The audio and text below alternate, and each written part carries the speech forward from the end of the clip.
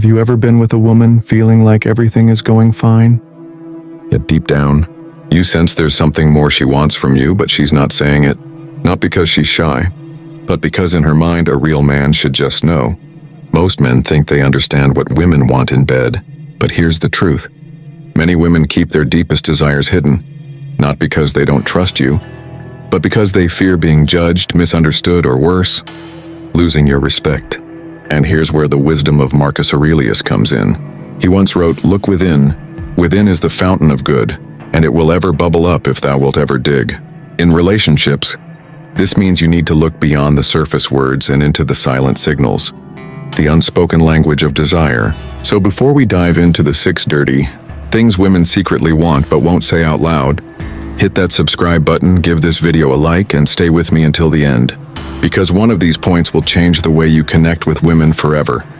Not just in bed, but in how she sees you as a man. Before we get to the list, let's talk about why women hide these desires in the first place. Centuries ago, Marcus Aurelius understood something that's still true. Today, human nature rarely changes. He believed that people often mask their truest emotions, not out of deceit but out of self-protection. In ancient Rome, women were expected to appear modest and restrained in public, yet in private, the dynamics could be entirely different. Fast forward to today, and while society is more open, the conditioning remains. Many women still fear that revealing their deeper desires might change how you view them. And here's the part most men miss. Her silence is not rejection.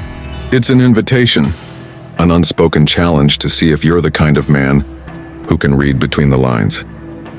When you meet that challenge, you create not just sexual attraction but emotional security. She feels safe enough to unfold. And when a woman unfolds, she doesn't just give you her body, she gives you the side of herself that most men will never see. So let's begin. 1. Taking dominance, but with emotional intelligence. Let me tell you a story. It was 2 years ago, and her name was Sarah. She wasn't the first woman I'd been with, but she was the first one. Whoever made me feel like time slowed down when she looked at me. You know that feeling? When she catches your eyes across the room, and for a split second you feel like the only man on the planet. We had been together for a while, but one night something shifted. We were lying there, laughing, talking, like we always did, and I noticed she was looking at me differently. It wasn't just affection. It was a question in her eyes. A silent, "Do you know what I need right now?" And here's the truth most men miss. Sometimes women won't tell you directly, not because they're playing games, but because in their mind, a real man should feel it, sense it, without needing words. Marcus Aurelius once said, "The soul becomes dyed with the color of its thoughts." That night I realized dominance isn't about forcing your will. It's about reading her energy, noticing her breathing slow down, watching her pupils widen, and then deciding to take the lead, not for your ego but for her experience. I reached over, took her wrists gently and pinned them above her head. Not hard, not to overpower her, but just enough so she felt my strength. Her smile changed, slow, almost dangerous, and she let out this quiet breath like she'd been waiting for it. Here's where most men get it wrong. Dominance without awareness is just control, but dominance with emotional intelligence is a dance. You lead, but you're tuned into every movement, every signal that tells you she's with you. And this is where I want to pull you into the story. Think about her, the woman in your life, or the one you can't stop thinking about. Think about that moment when you're close enough to feel her heartbeat. Can you imagine what it would be like if you took control, in a way that didn't just surprise her, but made her feel safer than she's ever felt in a man's arms? Because that's the secret. A woman wants to be able to let go without fear. She wants to feel that your hands are strong enough to hold her, but your mind is calm enough to read her. She wants to know you can take her to the edge, but you'll never let her fall. That night with Sarah changed everything. We didn't just connect physically. She trusted me more after that. She opened up about fantasies she'd never told anyone. And I realized, when a woman sees that you can lead with confidence and protect her at the same time, you stop being just a man she sleeps with. You become the man she never forgets. 2. Slow, teasing buildup that feels like torture. There's something I learned one night that completely changed how I see intimacy. It was with the same woman, Sarah. We'd been out for dinner, nothing fancy, Just a quiet little place with dim lights and a table tucked away in the corner. But the way she was looking at me across that table, it was different. Like her mind wasn't just on the conversation, it was somewhere else entirely. And here's the thing, most men in that moment would rush. They'd think, she's into me, let's get home as fast as possible. But if you rush, you rob her of one of the most intoxicating parts of attraction, anticipation. Marcus Aurelius said, if you are distressed by anything external, the pain is not due to the thing itself, but to your estimate of it. In other words, the waiting, the delay, isn't pain at all. It's pleasure in disguise. So instead of rushing that night, I decided to take my time. I leaned back, let my hand graze hers on the table, but didn't fully hold it. I watched her lips as she spoke, letting my eyes linger a little too long, but not touching her yet. It's like when you were younger and about to open a gift. The moment before you tear off the wrapping is almost more exciting than the gift itself. That's how attraction works too. When we finally got back to my place, I didn't pull her into me immediately. I brushed a strand of hair from her face. I kissed her cheek, then her neck, and then I stopped just looking at her.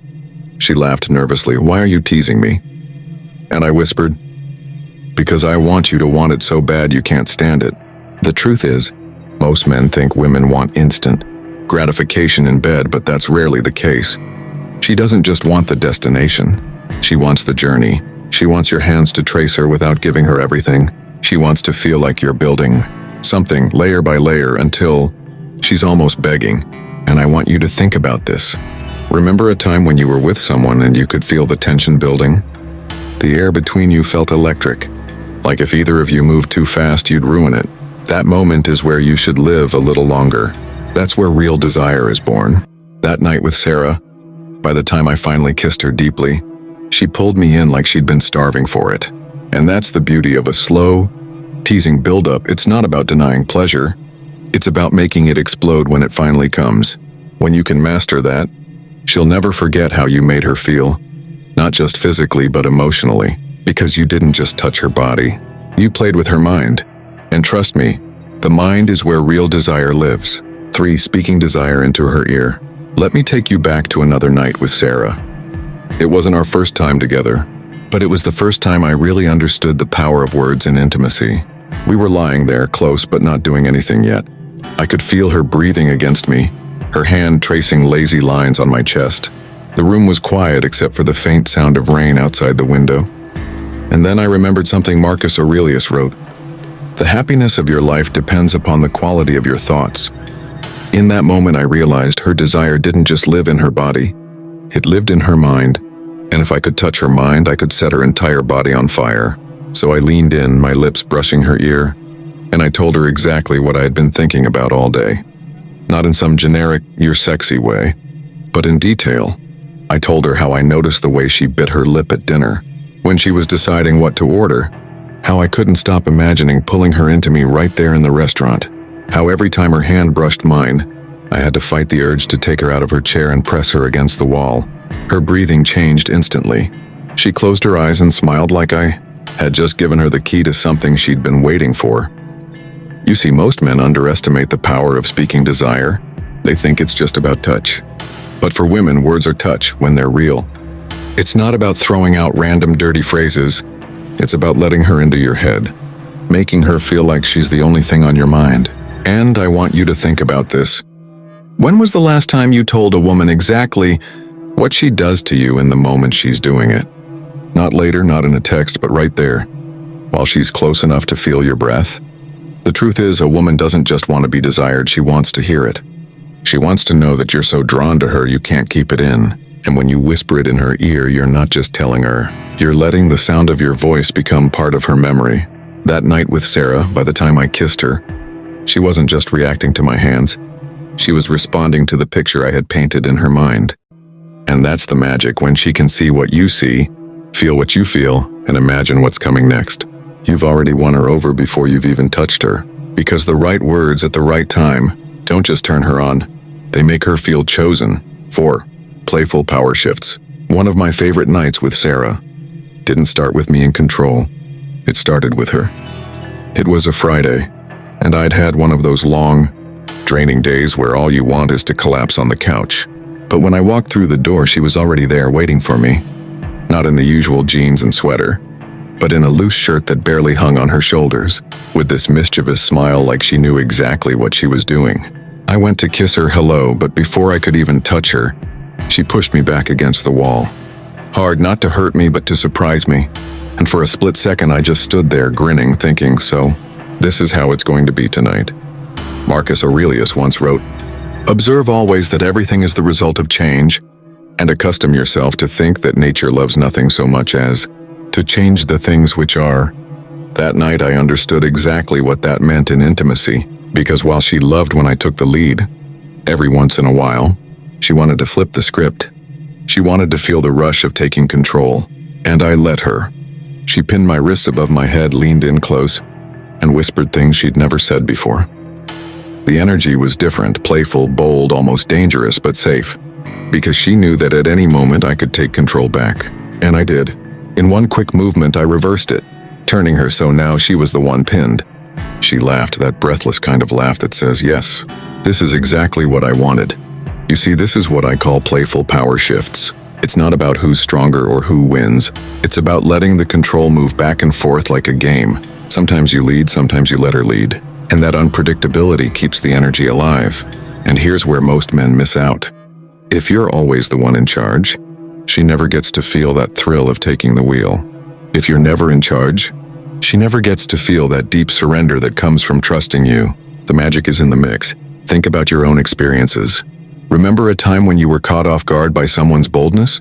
When she surprised you in a way that made your pulse race? That's what she craves too. A man who isn't afraid to let the roles shift, but who can always step back into the lead when the moment calls for it. That night with Sarah, it didn't matter who started in control.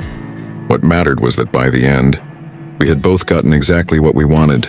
Connection, laughter, and that spark that keeps you coming back for more. Because in the end, playful power shifts aren't about control. They're about trust. 5. Creating a safe space for her darker fantasies. Some things a woman will never say out loud, at least not until she knows she's safe. I learned that with Sarah one night when we were lying in bed after a long day. The lights were off. My arm was around her, and for a while, we just listened to the sound of each other's breathing. Then out of nowhere, she said, "There's something I've always wanted to try, but I don't think you'd like it." Most men would have laughed it off or pushed for details right away. But I remembered something Marcus Aurelius wrote.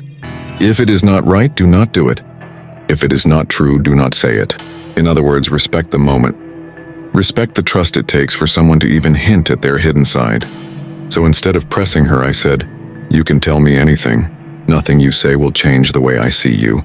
And I meant it. It was quiet for a while, then she finally told me. It wasn't something extreme or dangerous. It was just something intimate that she'd been afraid to admit because she thought I might judge her.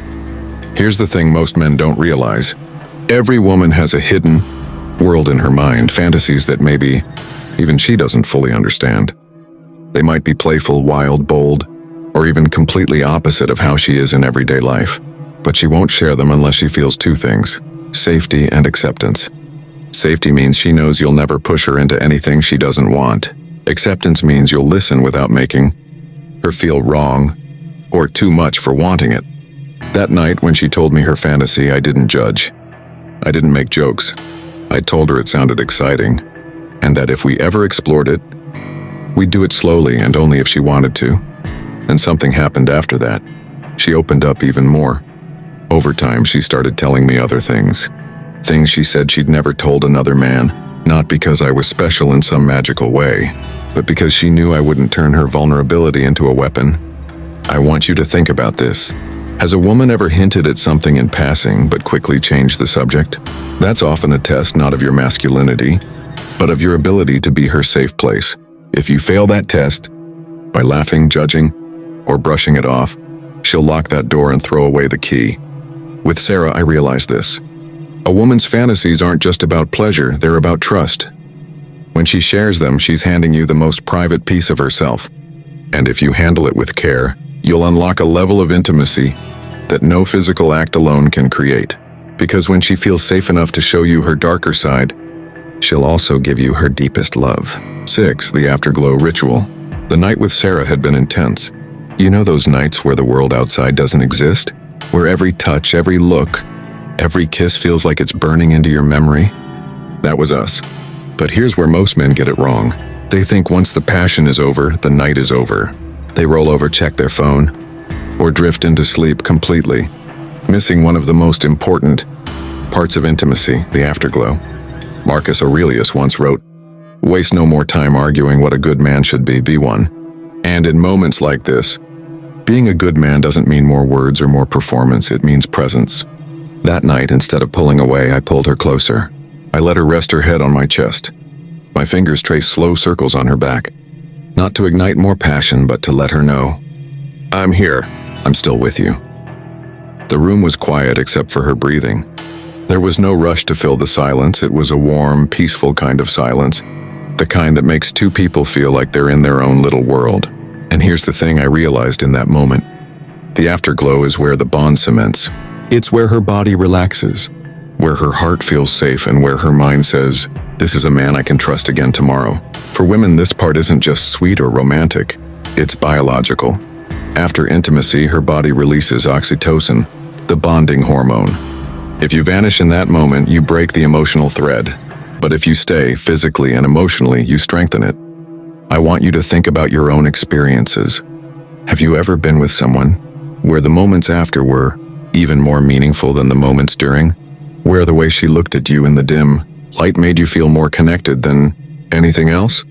With Sarah, those quiet minutes after were our own ritual. Sometimes we'd talk about completely random things.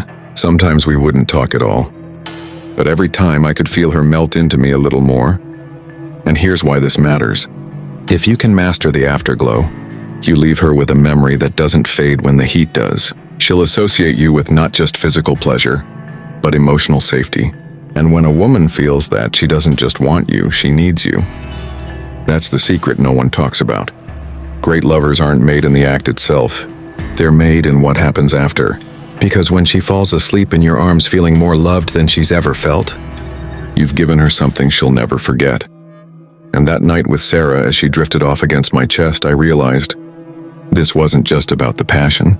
It was about the connection we carried into every other part of our lives. Final words, sharp closing. So there you have it, 6 dirty things women secretly want, but will rarely tell you. It's not about tricks, it's not about being someone you're not. It's about understanding human nature, hers and yours, and mastering the balance between desire and trust. Marcus Aurelius might never have written about the bedroom directly, but his philosophy applies here more than you think. Control yourself, understand others, and lead with intention. Do that. And she won't just want you for a night, she'll crave you for a lifetime. With that said, thanks for watching, and until next time.